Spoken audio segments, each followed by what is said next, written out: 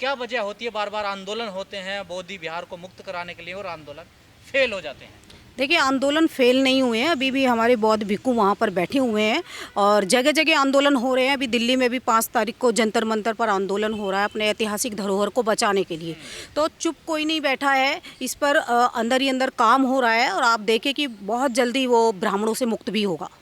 लेकिन वहाँ तो लगातार देखिए अभी देखने को मिल रहा है कि वहाँ जय श्री राम के नारे लग रहे हैं, शिवलिंग बनाकर वहाँ पूजा पाठ हो रही है। देखिए, ये तो हर जगह आपको देखने के लिए मिलेगा। आप देखिए कि बाबा साहेब के जहाँ पे स्टैचू हैं वहीं आसपास आपको मंदिर भी दिख जाएंगे जगह जगह देखने के लिए। तो ये जो ब्राह्मणवादी जो व्यवस्था है, क्योंकि ये चाहते हैं कि जिस तरीके से इन्होंने अयोध्या का मंदिर कब्जा लिया, उसी तरीके से महाबोधि महाविहार को भी ये हथियाना चाहते हैं। वो तो उनके कब्जे में है ना, देखिए। हाँ, बिल्कुल उनके कब्जे में है, लेकिन इसीलिए तो ताकि उनके कब्जे से वो बाहर निकले, इसीलिए तो लोग आंदोलन कर रहे हैं। हिंदूकरण कर दिया गया, देखिए ना उसका। भले ही हिंदूकरण कर दिया गया हो, लेकिन जो इस देश के बौद्ध भिक्खु हैं, जो इस देश के उपासक हैं, जिनको तथागत बुद्ध में आस्था है, वो लोग कभी भी ऐसा नहीं होने देंगे। आप देखें कि जगह जगह आंदोलन हो रहे हैं और वो भी बहुत बड़े लेवल पे होंगे, ऐसा नहीं है। तो सरकार को घुटनों पर तो आना ही होगा। गया में क्या है जो ब्राह्मण उसका पीछा नहीं छोड़ रहे हैं? देखिए, बोध गया में आप देखें कि विदेशों से फंडिंग जो आती है उसका मामला हो सकता है, और जो हिंदू राष्ट्र बनाने का जो सपना है उसमें सबसे बड़ा रोड़ा है भारत का संविधान, और दूसरा है महाबोधि जितने भी ये टेम्पल हैं इस देश में। जब तक ये इनको ख़त्म नहीं करेंगे तब तक हिंदू राष्ट्र का सपना इनका पूरा नहीं होगा। आप देखें कि संविधान को अंदर ही अंदर खोखला इन्होंने कर दिया, और उसी तरीके से ये बौद्ध विहारों को भी ख़त्म करने की कगार पर है कि जब बौद्ध विहार ख़त्म हो जाएंगे, जब इनका अस्तित्व ही नहीं बचेगा, तो हम बहुत बड़े उससे कह सकते हैं कि ये भाई जो है ये हिंदुस्तान है। तो इसीलिए ये इनकी रणनीति हो सकती है कि वो आने वाले समय में, क्योंकि इनका जो टारगेट है 2035 तक हम इस देश को हिंदू राष्ट्र बना देंगे। कहते हैं ना कि हिंदुओं की बींग ही तो है ये जो बौद्धिस्ट हैं, ये भी तो हिंदुओं की शाखा ही है ना, देखिए। नहीं नहीं, हिंदुओं की शाखा कहाँ से हो गई? आप तथागत बुद्ध को पढ़िए, जो बिल्कुल ईश्वर के अस्तित्व को नकार रहे हैं, खंडन कर रहे हैं, जो कह रहे हैं कि भाई ये पूजा पाठ पाखंड ये सब कुछ भी नहीं है, तो हम कैसे उन्हें हिंदू की श्रेणी में लेकर के आ सकते हैं? आप तथागत बुद्ध को पढ़िए। नहीं बताया जाता इनको, वो है नहीं ना, क्योंकि जब तक वो पढ़ेंगे नहीं, क्योंकि इस देश के बुद्धिस्ट जो लोग हैं, जो बौद्ध लोग हैं, उनको अच्छी तरीके से पता है कि वो विष्णु के 9वें अवतार नहीं है। ये तो उनका हिंदूकरण करने के लिए, ताकि वो उनको अपने में मिला लें, इसीलिए वो जगह जगह बेतुके बयान देते हैं कि ये विष्णु के 9वें अवतार हैं। तमाम बौद्धिस्टों को हमने मंचों पे सुना, वो तमाम जो हिंदुओं के मंदिर हैं उन पे क्लेम करते हैं कि ये सब बौद्ध मठ हैं। बिल्कुल, जितने भी आप देखें कि सही कह रहे हैं क्या? बिल्कुल सही कह रहे हैं। जितने भी ये मंदिर बनाए गए हैं, जब पुष्यमित्र सुंग ने जो है वृद्धरथ की हत्या कर दी थी, तो जितने भी उस समय बौद्ध विहार थे उनको इन्होंने मंदिरों में तब्दील कर दिया। आप जितना ज़्यादा गहराई से खोदोगे आपको वहाँ बुद्ध विहार मिलेंगे, जितना ज़्यादा गहराई से खोदोगे तथागत बुद्ध की स्टैचू आपको दिखाई देगी। तो ये जितने भी, चाहे वो बहुत सारे जो बड़े बड़े मंदिर हैं, लगभग 200 के करीब इस देश में जो बड़े बड़े मंदिर हैं, वो सारे बुद्ध विहार ही हैं। बुद्ध की इतनी बड़ी विरासत थी और बुद्ध धर्म की उत्पत्ति भारत से हुई है, तो भारत में ही क्यों इसका पतन हो गया? आखिर कौन है इसका जिम्मेदार?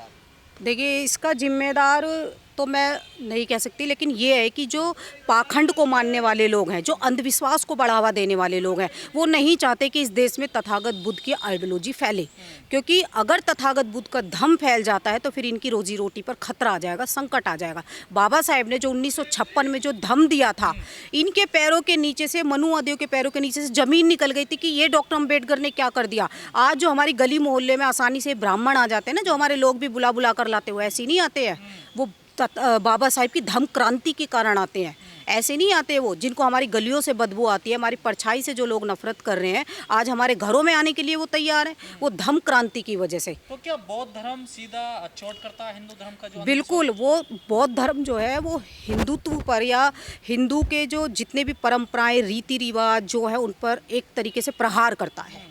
तो वो नहीं चाहते कि तथागत बुद्ध का धम्म, क्योंकि देखिए, अगर इस देश में बाबा साहेब का जो सपना था कि भारत को बौद्ध में करना, और अगर ये भारत बौद्ध में हो जाता तो सभी लोग प्यार से, मैत्री से, करुणा से, बंधुता, सब चीज़ से रहेंगे, भाईचारे से रहेंगे। लेकिन जो हिंदुत्व की जो राजनीति है, जो देश के लिए बहुत बड़ा खतरा है, बाबा साहेब कहते हैं कि हिंदू राष्ट्र किसी भी कीमत पर नहीं बनना चाहिए, क्योंकि ये समता, मैत्री, करुणा के लिए बहुत बड़ा खतरा है आने वाले समय में। तो ये बात बाबा साहब बहुत पहले भाप चुके थे। तो जो मनुवादी जो मानसिकता के लोग हैं, वो नहीं चाहते कि इस देश में तथागत बुद्ध उनकी बातें या उनकी विचारधारा फैले। इसीलिए आप देखें कि जगह जगह हमारे बौद्ध विहारों पर कब्जा करने में लगे हुए हैं। पॉसिबल ही नहीं है ना हिंदू राष्ट्र बनना। जो अनुसूचित जाति या जनजाति के लोग जी। हैं वो तो अपने आप को हिंदू मानते नहीं है, ना उन्हें मंदिरों में जाने दिया जाता, ना वो पुजारी बन पाते, तो कैसे हिंदू राष्ट्र बन जाएगा? देखिए हिंदू राष्ट्र तो मैं बता रही हूँ कि नहीं बनेगा किसी भी कीमत पर। हिंदू हमारे लोग भी जो अब बहुत सारे हैं वो अपने आप को हिंदू कहते हैं, लेकिन वो हिंदू तब तक हैं जब तक उनको वोट चाहिए इन मनुवादियों को। जब उनका वोट का वो सारा पूरा प्रोसेस हो जाता है फिर ये दलित बन जाते हैं, फिर ये नीची जाति के बन जाते हैं, जो कि आज भी हमारे लोगों को समझ में नहीं आई ये बात अच्छी तरीके से। तो वो सिर्फ वोट हथियाने के लिए ही उनको हिंदू कहते हैं, बाकी वो उनकी नज़रों में अछूत हैं और अछूत ही रहेंगे। तमाम हम जो बुद्ध धर्म के प्रोग्राम होते हैं उनमें जाते हैं, लेकिन एक बड़ी क्रांति क्यों नहीं आ पा रही है भारत में? क्रांति जब तक जो तथागत बुद्ध की जो विचारधारा है, जब तक हम उन्हें अपने घरों से उसकी शुरुआत नहीं करेंगे, संस्कारों में नहीं लेकर के आएंगे। अब तो वैसे लोग पूरी दुनिया में बौद्ध धर्म फैल गया, लेकिन भारत में ही नहीं फैल पा रहा, पता नहीं। भारत में सबसे ज़्यादा जो जातिवाद, जो पाखंडवाद सबसे ज़्यादा भारत में ही है।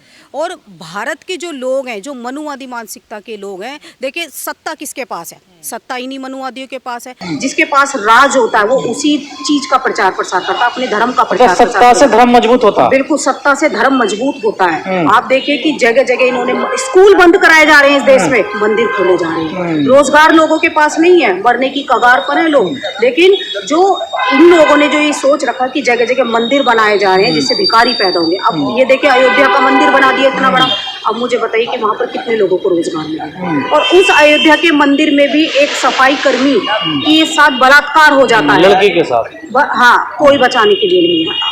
तो ये सरकार की सोची समझी प्लानिंग है, क्योंकि अगर स्कूल खोलेंगे तो बच्चे पढ़ेंगे, लिखेंगे, सवाल करेंगे हमारे लिए शिक्षा कहाँ है, हमारे लिए रोजगार कहाँ है, हमारे लिए स्वास्थ्य संबंधी सेवाएं कहाँ है, हमारे हक अधिकार कहाँ है, जो आंख में आंख डालकर सवाल करेंगे। इसीलिए उनको गुलाम बनाया जा रहा मानसिक रूप से कि तुम पूजा पाठ में लगे रहो, पाखंड में लगे रहो, तो तुम मानसिक रूप से गुलाम बन जाओगे। तो जब मानसिक रूप से आप गुलाम बन जाओगे तो आप सवाल नहीं करोगे। बोध गया का जो आंदोलन चल रहा, क्या भविष्य नजर आ रहा है आपको? सफल हो पाएगा, नहीं हो पाएगा, जैसी स्थिति बन रही है? बिल्कुल डेफिनेटली सफल होगा, और बौद्ध विहार जो इन ब्राह्मणों के कब्जे से वो मुक्त होगा और बौद्धों को मिलेगा। एक भंते को जेल में भी डाल दिया, देखिए उन्होंने। देखिए ये तो सब जो है जेल में डाल दिया, कोई बात नहीं। हमारे लोगों ने तो हमेशा से संघर्ष ही किया है। आप महापुरुषों को देख लीजिए, उन्होंने भी बहुत संघर्ष किया है। तो ये तो जेल डालना ही बहुत छोटी सी बात है। और आने वाले समय में देखिए सरकार को झुकना पड़ेगा और महाबोधि महाविहार मुक्त करना पड़ेगा। सब संघर्षों से बड़ा संघर्ष जो है वो मैंने आपको अभी बताया, ये मतपत्र वापस लाना है। हाँ, जैसे ही मतपत्र वापस आएंगे, अभी मायावती जी ने भी कहा है ना, अच्छे दिन आ जाएंगे बसपा के भी।